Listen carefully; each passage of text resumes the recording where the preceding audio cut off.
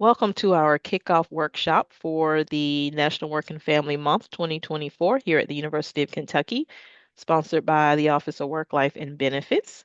We are so happy to kick off this workshop today with Amy Rodquist-Kodet, and she is one of our health coaches in health and wellness here at the university.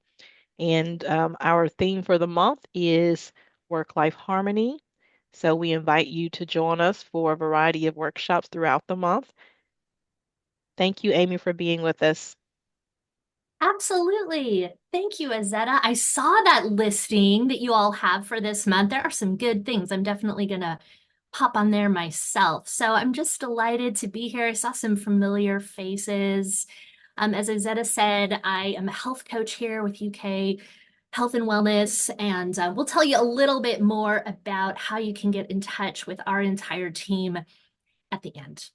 But I wanted to just jump right in and talk about resilience, especially as it pertains to parenting and caregiving, personally and professionally.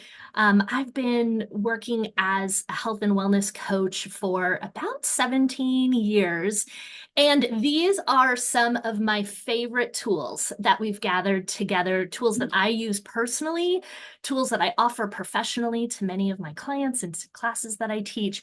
And I'm hoping that you can kind of reacquaint yourself with what is a touchstone for you when you are in that place of overwhelm, when you feel a sense of just big stress or big disconnection, what grounds you. So I'm hoping to reconnect you with some of those that maybe you already do and add some more to your toolkit as well. So today we are going to talk about research-based, evidence-rich tools for calming, for getting really present, especially when we are in the midst of a tricky situation, and then release. Like, what do we need to do to let go of a really hard interaction with our kid, a really difficult conversation with a colleague? How can we let that go so that we're not carrying around with it all day and at night? And so we'll talk about that. So I want to hear from you. So feel free to take yourself off of mute or pop it in the chat. What helps when you are feeling that sense of big stressors, big overwhelm? What is an emergency self-care tool you lean on? And I'm talking like really specific behaviors, maybe things like taking a walk or playing with an animal or taking some deep breaths. I'd love to hear what really is a helpful tool for you when you are in the midst of kind of a stress tornado. What works for you?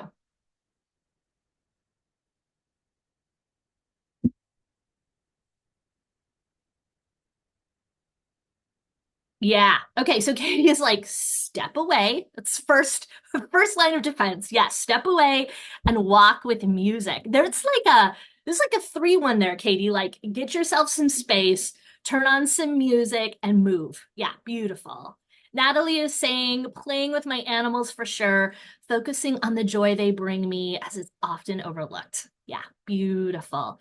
Sherry's like, happy hour. Uh-huh. Yep, can definitely help, especially if there's like connection, right? You're with friends, you're with colleagues. There's a sense of kind of like relationship building can definitely be huge. Sarah was saying, listen to music. Usually, if I'm really angry, I'll rock out to some metal and take a walk, right? Sarah, you're so on it because depending on what we need, right? Do we need some like calming relaxation music? Do we need to dance it out? Do we need to like thrash it out, right? Yeah, beautiful. So figuring out what do I need right now and kind of matching that with music of choice. Samantha was saying a quiet, dark room. Yeah, definitely helpful. Warren, go for a run, a workout. Absolutely. We're going to talk about the power of burning those stress hormones, really moving through that stress response. And movement is one of the most powerful ways to do that, Warren. Right on. Heather was saying blowing off steam and decompressing, a good walk. All right, there's a lot of walkers in this group. I like it. Reaching out for some social connection. Yeah, beautiful. Yeah, going for a walk. All right, fabulous. So now I want you to kind of think about on the flip side, what is unhelpful? What is a slippery spot? So when you are in the midst of that stress tornado, what are 5 behaviors, people, places, or things to avoid that you have found like, haha, not exactly helpful? Maybe it makes things worse. Maybe it leaves you feeling disconnected. What are slippery spots for you? Yeah, ruminating, Heather. I know. We're going to talk a little bit about ruminating because yeah, who hasn't been there, right? Like you're just stuck in that cycle of what you should have said, should have done, and you just can't get it out of your claw. Katie was saying, do not respond immediately. Yeah, it's giving yourself that space, whether that be in an email, in a text response, in real life connection, walking away, getting a sense of kind of your steady center, and then responding from a more calm place. Natalie was saying trying to talk it out in the relationship in the moment. So same sort of thing, right? In the moment, we're heated. We're feeling just the urgency of it all. And oftentimes we're saying things that maybe are better left unsaid or just need some time to center a bit. Emery talking about it too soon. Yeah. Okay. So I'm noticing a theme here. Absolutely. Space is always best. You got it.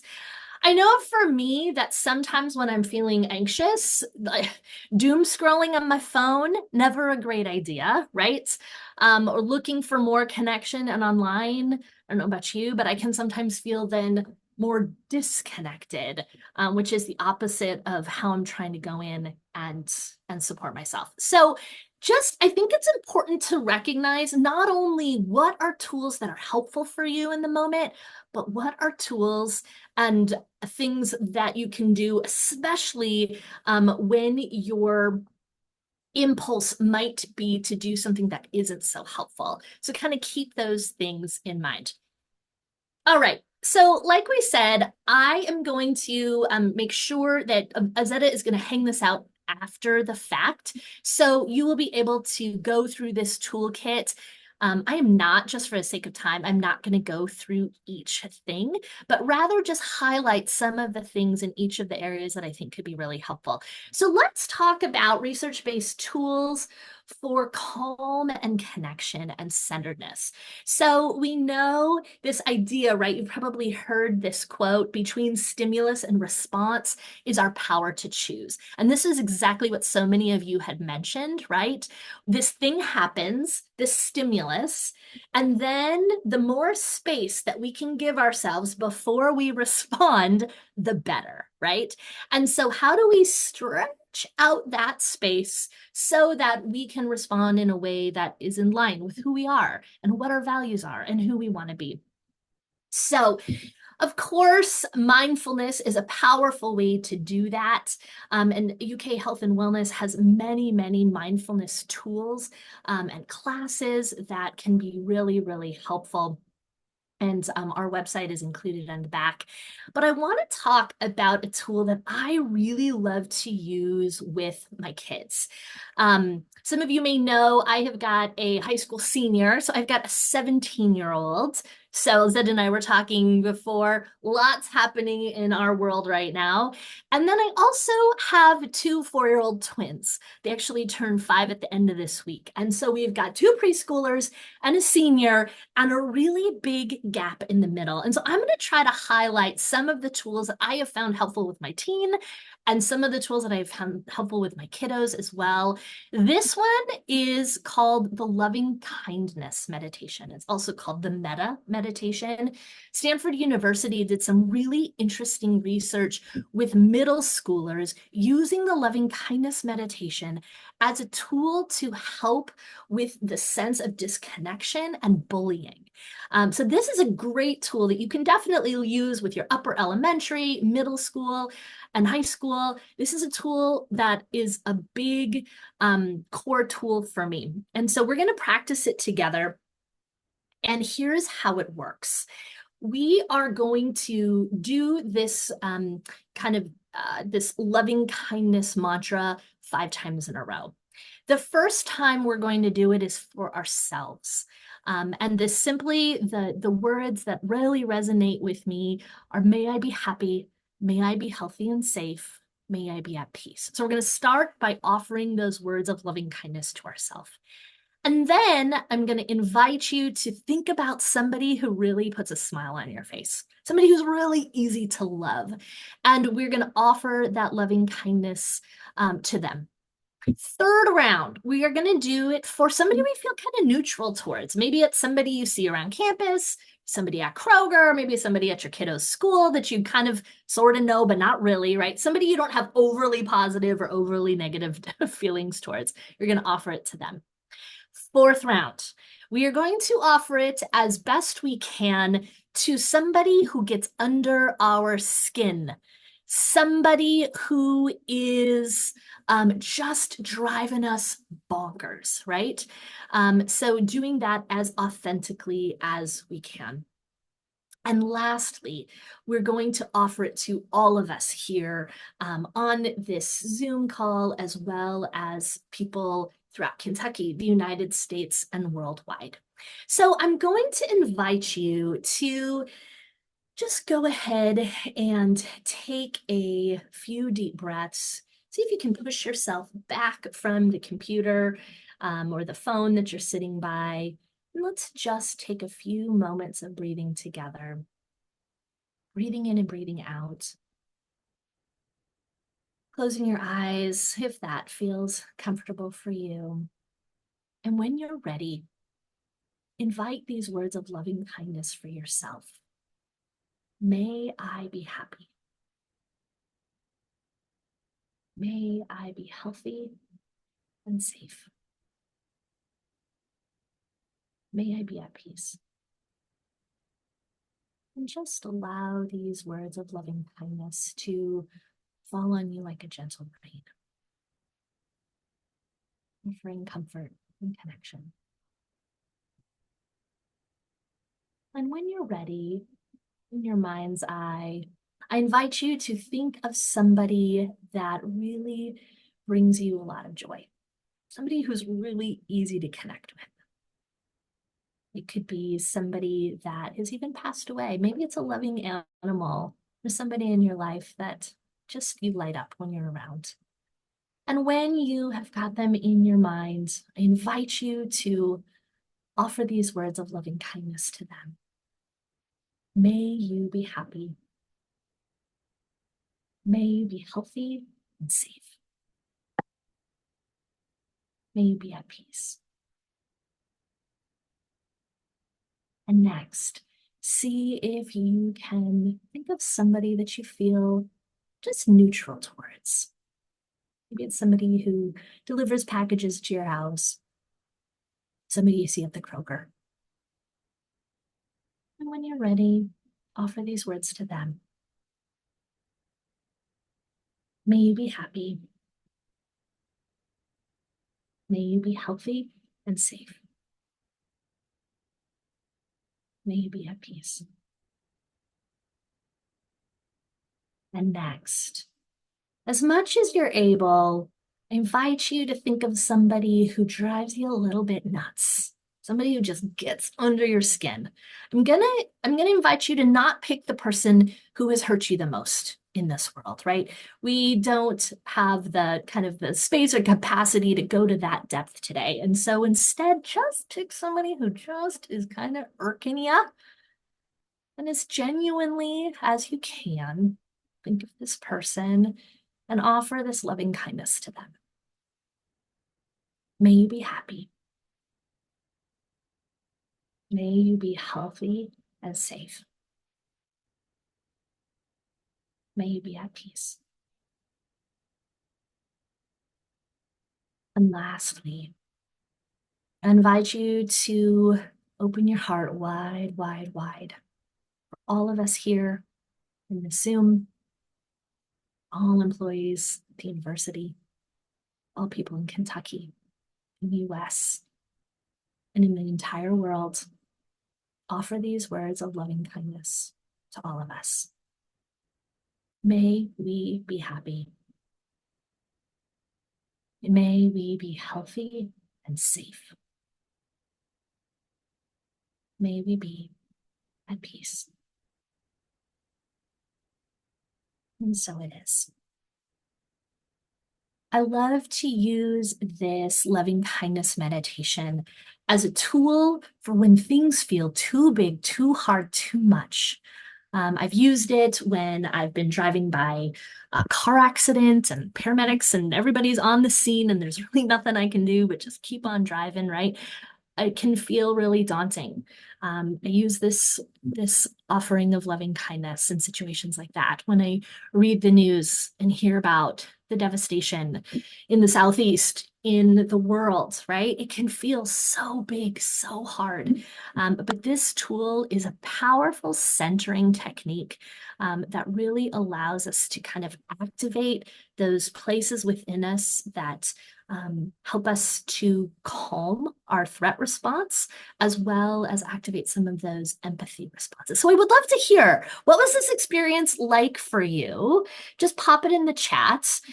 There isn't anything magical about the words. These are words that really resonate for me.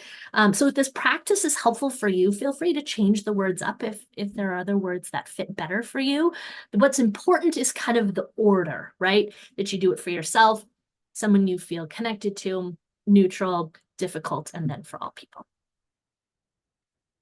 Yeah, Anne-Marie was saying I feel a bit calmer. Beautiful. Sarah was saying it was peaceful.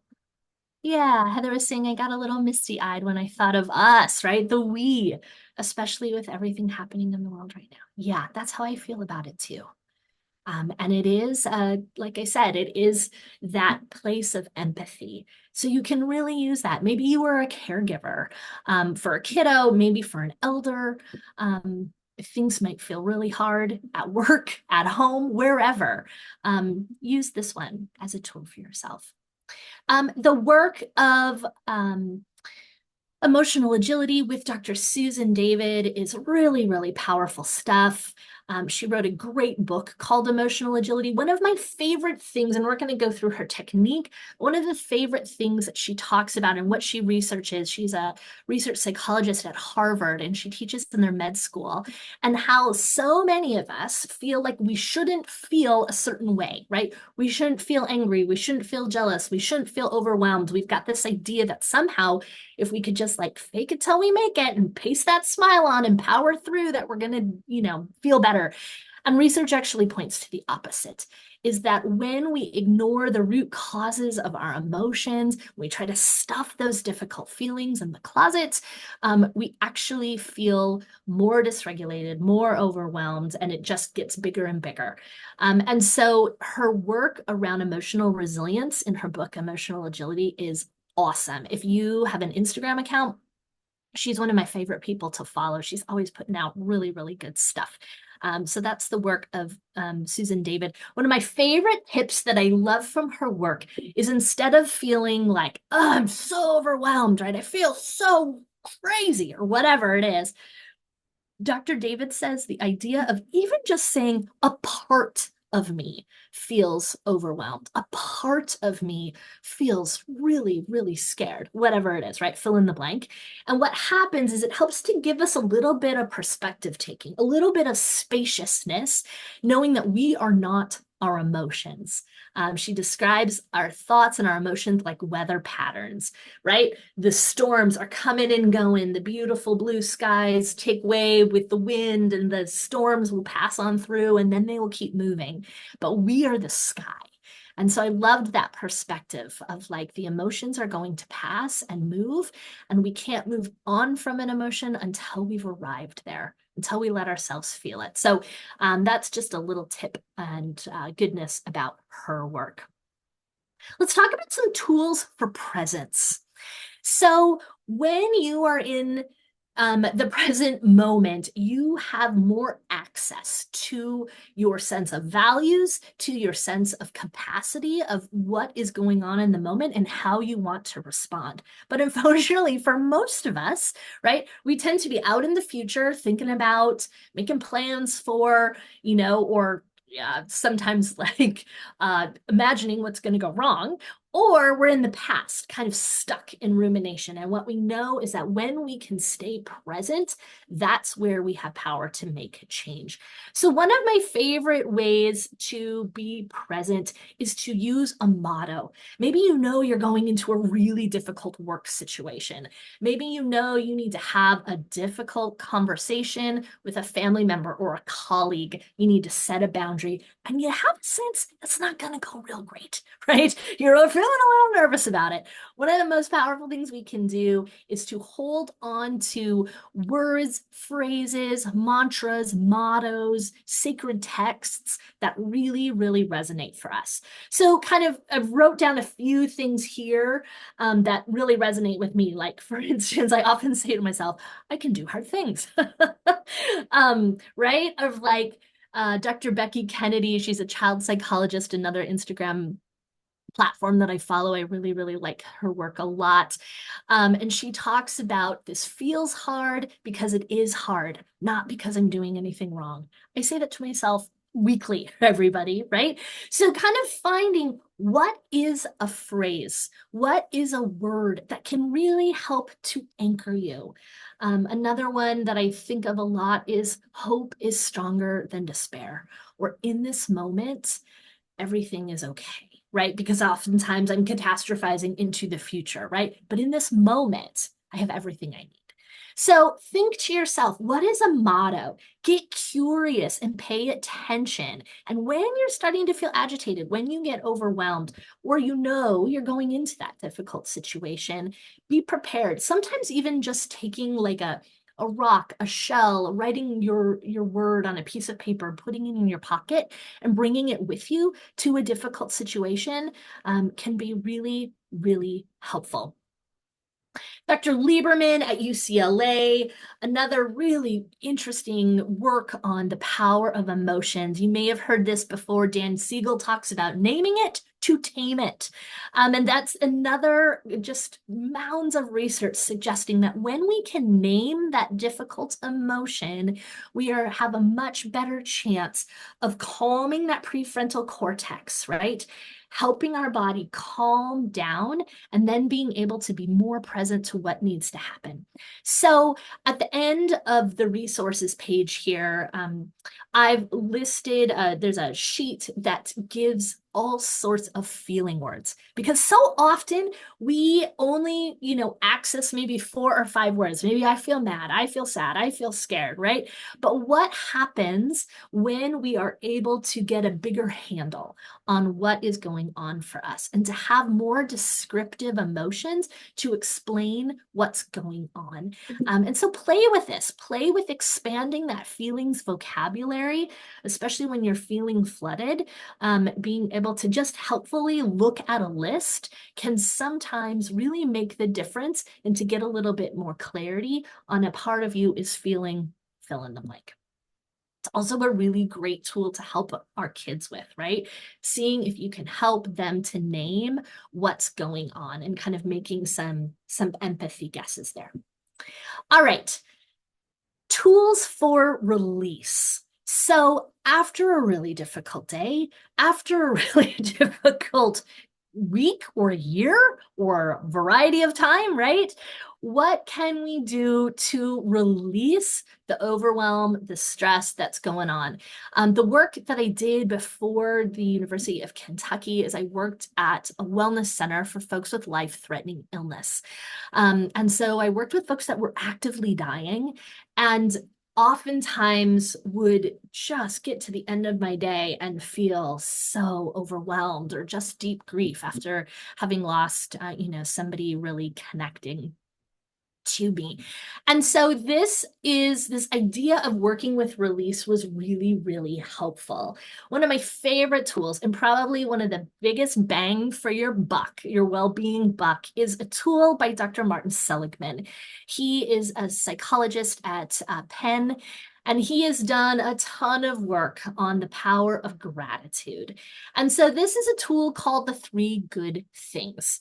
And it's a gratitude practice. Many of you may already have a gratitude practice or have started one in the past. I invite you to try this one for at least a week and see what difference it makes for you. So it's kind of got a couple different components to it. Number one, before you go to bed at night, think about your day and remember three good things that happened. And the more specific you can get, the better. And then think about why. So for each of those good things that happened, maybe you watched a beautiful sunset while you were out on your walk that night, right? And write down why that mattered. Maybe because it connected you with a sense of beauty, or maybe because you were walking with your dog and it just felt so good to move your body and, be out with your furry pal.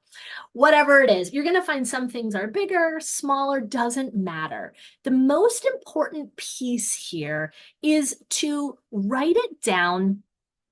And we're talking like bullet bullet lists here. You don't have to do sentences and paragraphs, just real fast. The faster it can be, the better, because if this is like laborious and tedious, your brain is going to be like, yeah, no, too much, too hard. So you want to make this fast. And then the third piece is to look back at what you've written after a week. And what you will notice, you will probably be very surprised because you don't even remember probably 85% of what you've written down, right?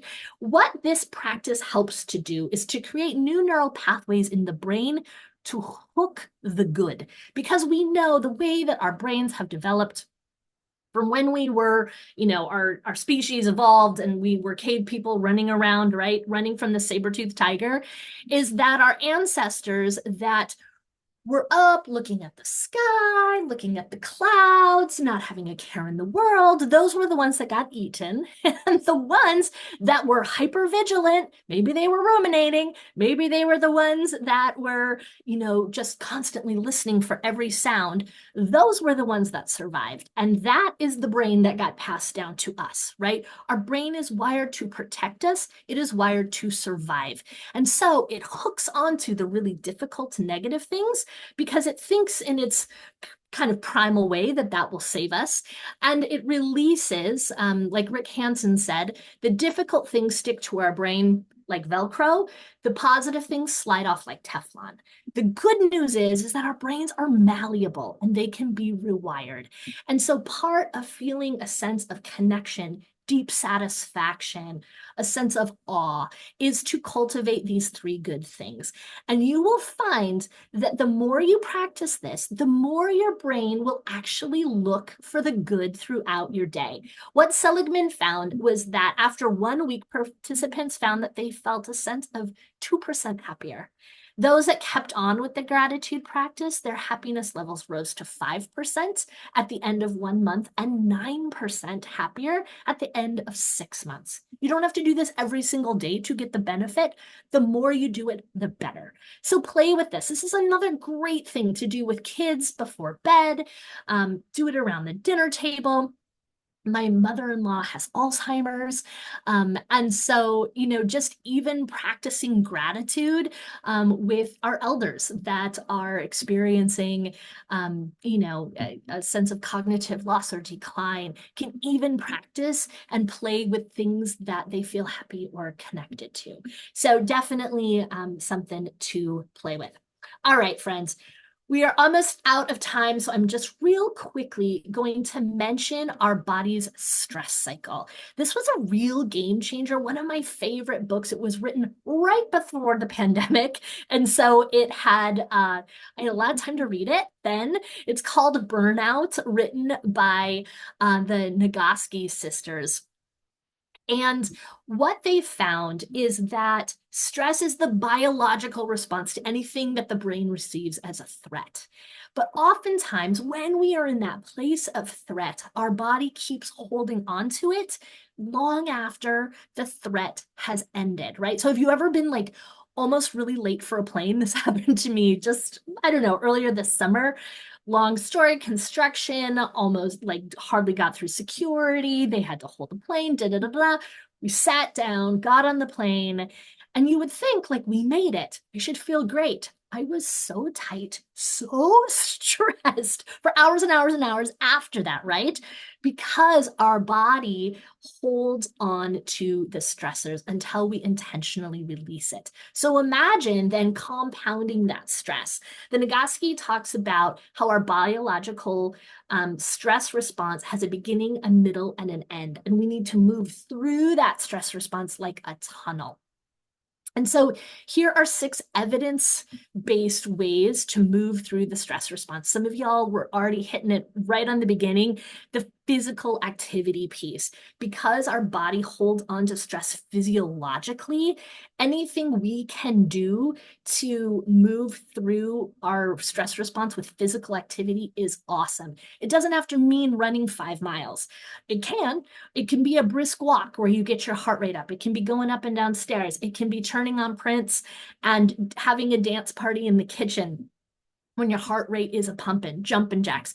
Doesn't really matter.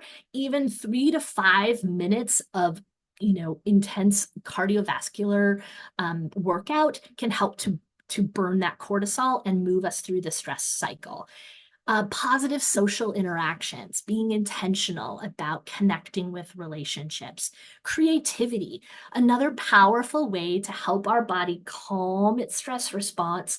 What do you like to do? How do you like to be creative? Oftentimes, when we're overwhelmed, that creativity practices fall away, right? And so, being intentional and giving yourself permission to carve out time to be in the kitchen and maybe make a new dish or paint or get out um your musical instruments. Or for me, I've taken up gardening. It has been incredibly creative and soothing, right? So what do you like to do? What creative endeavor speaks to you? Incredibly powerful when you're stressed. Laughter as well as tears, right? I know that sounds like kind of a bizarre thing, but laughter helps to release endorphins that helps our body experience that calm response, especially when it's that genuine laughter. I read a really interesting research book with the Nagoski sisters talking about how when our bodies hear genuine laughter, we immediately, even if we're not laughing, we immediately begin to feel more calm, which I thought was pretty cool. Crying, same sort of thing, and also an incredibly helpful release for stress in our body's stress release mechanism. So if you feel those tears are coming and you're in a safe place to be able to do that, don't stop. See if you can release through a good cry. Oftentimes music can help evoke that. Books, movies, some sort of like art can help us tap into those deep feelings that can help experience a release. Physical affection and soothing touch can be incredibly helpful to release those bonding hormones like oxytocin that can chase away that sense of danger that we've been previously holding on to, as well as deep breathing, meditation, and as well as sacred texts. So spending time with a faith tradition that can also be incredibly helpful for folks to release those stress hormones. All right, everybody, we just did a fast and furious roll through these stress resilient toolkits. There are a lot more things here. I would invite you to read through it and don't hesitate to reach out if you have any questions and call for reinforcements. On the bottom of this page, I've got a listing of our health and wellness resources that you can reach out to myself or Jackie Carroll as a health coach. We would love to support you. Any of these resources that you hear or see here that you want to go into deeper, schedule a 60-minute consult with us. We'd love to help support you in that way. Our work-life connection therapists offer 5 free therapy sessions every fiscal year. They are deeply skillful, incredibly kind and compassionate folks that can support you. Our dietitian, Karen Breilich-McNeese, great to talk to about any sort of food-related support you're looking for. Our exercise physiologists can create an exercise support plan for you, tell you more about our Move Well gyms. And then our elder care specialists, Izetta, you're going to have to fill me in here. I just saw that Terry is retiring at the end of this this week. We are going to miss her so much. I know that you all are going to be looking for and hiring a new elder care specialist. So definitely, maybe you could give us a little information on what's heading next there, as well as the different resilience tools that I mentioned from the feeling lists, as well as some of the research that I've connected with during our presentation. So everybody, what questions do you have? What thoughts, what would you add that is a helpful tool for you? Would love to hear. Heather said, I highly recommend the one-on-one. Oh, I'm so glad, Heather, that it was helpful. And that's great. I'm assuming maybe you're talking about the Be Well consult, I think, with the health coaches, but maybe any of the things that we talked about have been helpful for you. And Brene Brown's Atlas of the Heart is like a glossary of feeling words. Anne Marie, it's one of my favorites. I've got it on my bookshelf just a foot away. Yeah, I love Dr. Brown's work, but that book, the Atlas of the Heart, is brilliant. Really, really good stuff. Melissa asked, will we have access to the info provided on the slides? Yes. So I know Azetta is going to send each of the folks here in this class, as well as folks that have signed up, this handout. So you absolutely will have access to it. And like I said, please let us know if we can support you in any way. Health coach and all of them, really awesome. Thanks, Heather. Wonderful. Thanks, Susan. I'm so glad that this resonated with you. So I will stop my share there. But feel free, take yourself off mute, pop in the chat. Would love to help with any thoughts, questions, and y'all have so much wisdom within you and your life experience as well. So please feel free to share any resilience tools that really resonate with you.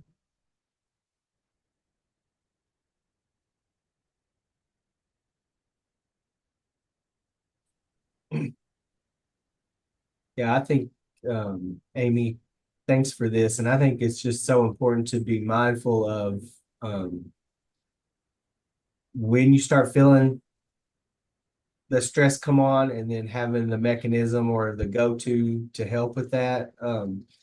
But for me, like I said earlier, it's maybe going for a walk or going for a workout, or doing that consistently helps me to combat that, but also maybe in that moment. But having that thing you go to.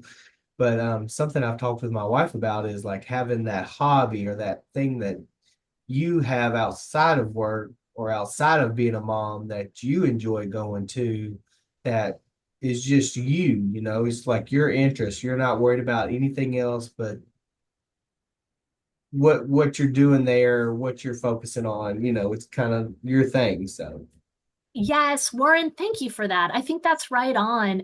The research plays this out too. I read a really interesting book on fair play, but it has to do with kind of like domestic division and labor. And when we don't have things that are just for us, whether that be a hobby or some sort of interest, when we are all work or all parenting or all caregiving or whatever, yeah, we burn out, we get overwhelmed, we feel a sense of oftentimes resentment, and it's totally understandable why. And so I think I really appreciate that message of, yeah, figuring out what helps you care for yourself, and making space in your life to do that. I recognize easier said than done. But that's what my colleague Jackie and I do. We help folks carve out that space. So if we can help you kind of dive a little bit deeper on that, please let us know. oh, cool. Yeah. Anybody else? And Oh, yes, sir. question Mm-hmm. for Jack, do you all come to like I'm with healthcare. I help manage an ambulatory pediatric clinic. Do you all come to team meetings or help do exercises with staff and so forth? Yeah, hey, we're absolutely, and feel free. You can email me, and we can figure that out. But yes, we do. Our colleagues are all around campus and come to all sorts of workshops and team meetings. Okay. Yeah, that is part of what we do, and we would love to support your Something team. I've thought about for a long time, but just need to put it in action. So, okay. Yeah, absolutely. Reach out. I'll get you to the right folks. Thank you. Yeah, absolutely. Thank you. Good question. Sarah was saying when I'm anxious, I have a couple of go-to breathing exercises that I do that really help. Yeah, beautiful, Sarah. I love it. One of the tools that I have on our resource page that I didn't get a chance to go to is just that 4x4 breath, or that box breathing breath. Inhaling to the count of four, holding to the count of four, exhaling to the count of four, holding to the count of four.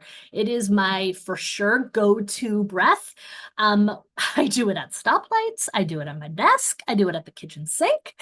So having something that you can go to, it doesn't need to be fancy, but anything, especially with the breath and the parasympathetic nervous system, the magic is the hold or the increased exhale over the inhale. The inhale is important, but the exhale is what helps to switch off our stress response.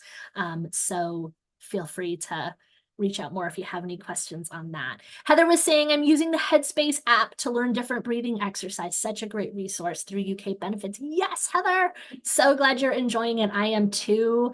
Any apps out there that you all really like that support you, maybe with your sleep, with meditation? I'm a big fan of guided imagery. I really, really like listening to focus music while I work and write. There's so many good apps out there. Some of them are pay, a lot of them are free. Would love to hear. Type in the chat any apps that you really, really like for decreasing stress. Let us know. Love to hear. Always love gathering new resources for sure. I don't want to type it because it's too many words, but I got a puppy and I started playing music for her when I would leave her at home. On YouTube, you can look up like outdoor entertain. I can't remember what it is, but it's something to do with your dog. But what I found is I have ADHD and it totally relaxes me too, so I play it all the time. Heather, I love it. That is awesome. Okay, so you said you looked up like outdoor noises on Yeah, YouTube. it was like because on the screen it'll have like butterfly. There's all kinds of them, I love but it. I like to try to do something that's visually appealing and because she's my baby, I'm so Mhm. crazy. But once she did it and I kept enjoying listening, like I would hesitate and I would listen to it for a little while, then I just started putting it on for sleep music just right before I go to Beautiful. bed. I love it. I love it. Yeah, great. Yeah, it's so helpful for so many people as a way to focus, as a way to relax, soothing, really setting the tone and the mood with music or background noise, being intentional with that. Love it.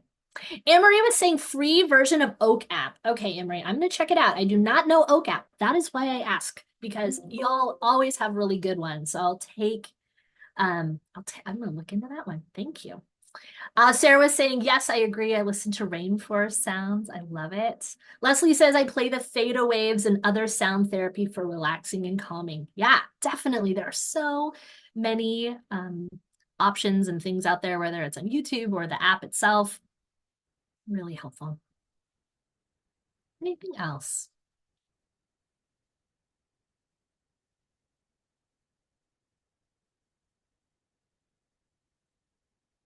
Hey, well, it has been such a pleasure to be here. Azetta, I will hand it back over to you. All right. Thank you, Amy. As always, I love listening to you, and I always take away some great advice and just reflective things. So thank you so much for being with us today.